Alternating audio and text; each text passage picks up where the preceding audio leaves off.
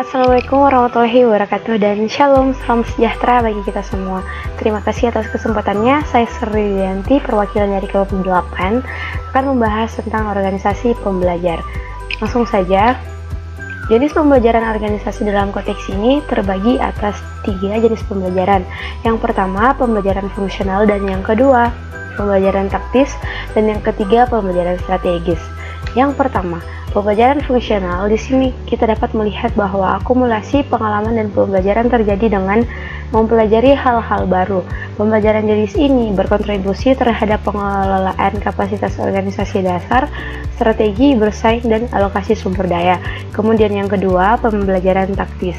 Dalam model ini, kita mempelajari taktik baru untuk menerapkan pengalaman yang sudah dikumpulkan dari proses pembelajaran.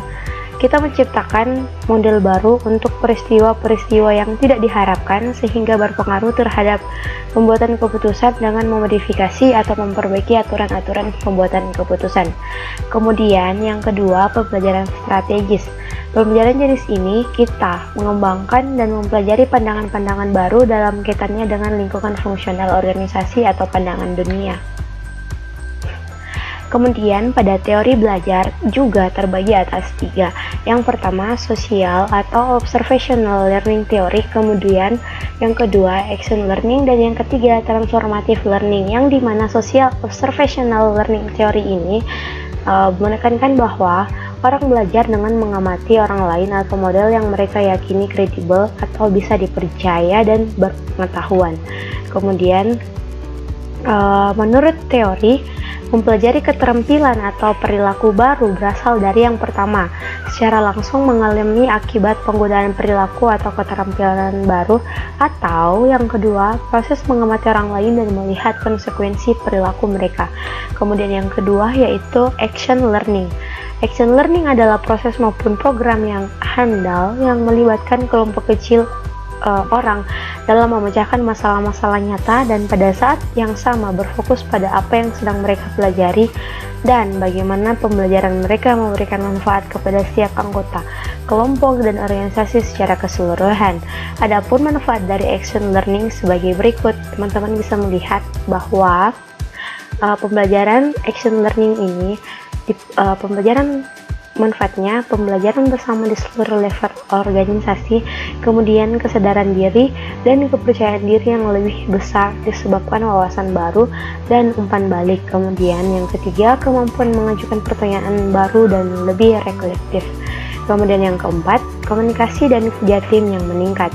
Pada poin ketiga yang tadi, yaitu transformative learning atau pembelajaran transformatif, merupakan proses belajar yang mendalam, konstruktif, dan bermakna yang lebih dari sekedar memperoleh pengetahuan dan mendukung cara-cara kritis di mana pembelajaran secara sadar memaknai hidupnya.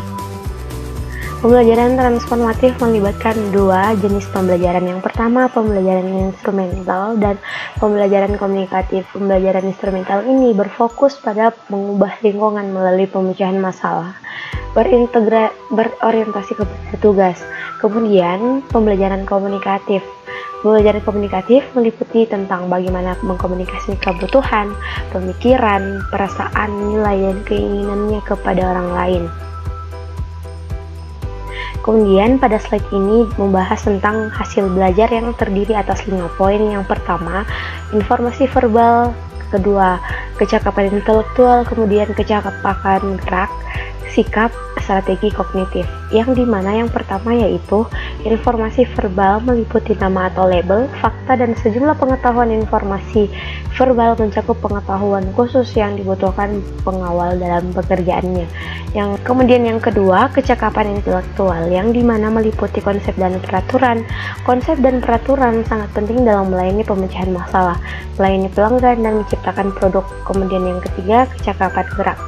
Motor skill mencakup koordinasi gerak fisik. Kemudian yang keempat yaitu sikap, merupakan perpaduan kepercayaan dan perasaan yang mendorong seseorang berperilaku dalam cara tertentu. Kemudian yang kelima, strategi kognitif, mengatur proses belajar. Strategi ini berkaitan dengan kepuasan pembelajar mengenai informasi apa yang harus diperhatikan. Kemudian organisasi pembelajaran juga terbagi atas 5 Yang pertama, sistem thinking atau berpikir sistematis. Kemudian yang kedua, personal mastery atau keahlian pribadi. Ketiga, mental model atau model mental. Kemudian yang keempat, shared vision atau visi bersama. Kemudian yang kelima, team learning, pembelajaran sistem.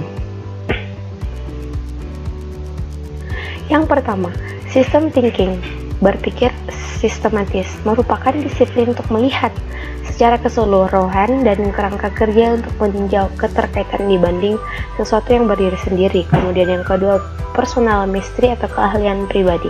Ketika keahlian pribadi menjadi suatu disiplin, suatu aktivitas yang kita integrasikan ke dalam suatu bentuk kehidupan kita, hal tersebut membawa dua gerakan yang mendasar. Yang pertama, terus-menerus mengasah apa yang penting bagi kita. Yang kedua, terus belajar bagaimana melihat keahlian secara lebih jelas. Kemudian, mental model adalah suatu citra atau image dan gambaran yang tertanam yang sangat kuat dalam pikiran yang dilatar belakangi oleh pengalaman yang memengaruhi cara pandang atau persepsi kita terhadap segala aspek kehidupan dunia ini. Kemudian yang kelima, shared vision atau visi bersama. Visi bersama merupakan gambar yang dibawa oleh seluruh orang dalam organisasi. Mereka menciptakan suatu perasaan kebersamaan yang menembus organisasi dan memberikan koherensi kepada berbagai aktivitas yang berbeda. Kemudian yang terakhir, team learning atau pembelajaran tim. Tim menurut Sinch adalah sekelompok manusia yang saling memerlukan hasil. Kemudian yang kelima, team learning atau pembelajaran tim. Menurut Sinch adalah sekelompok manusia yang saling memerlukan untuk mencapai suatu hasil. Terima kasih telah menyaksikan video dari kami. Semoga apa yang telah saya sampaikan dapat bermanfaat bagi kita semua. See you.